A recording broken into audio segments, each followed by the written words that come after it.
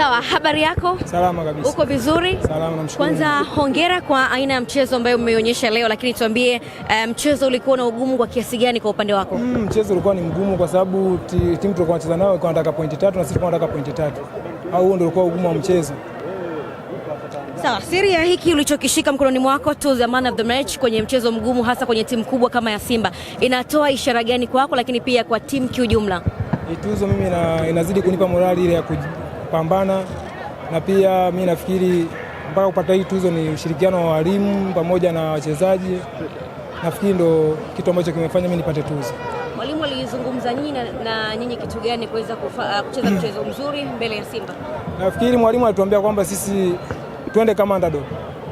Alituambia twende kama underdog, tuheshimu lakini sio kuheshimu sana.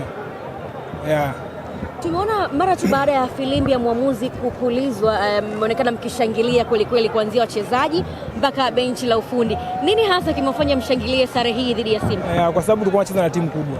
Kwa hiyo sare, hata sisi tukipata sare namshukuru Mungu. Umetoka kwenye majeraha na umekapa.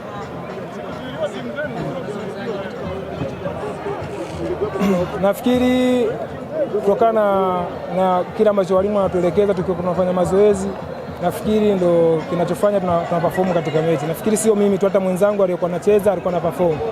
Hali ya ushindani kwenye nafikiri katika timu yetu tuna magolikipa 5. Kwa hiyo ukipata nafasi inabidi uifanyie kazi. Kama usingekuwa man of the match, unadhani nani ambaye angeweza kudeserve kuwa man of the match? Man of the match. Nafikiri mimi kwa upande wangu alikuwa ni beki wangu Bikoko au Banda.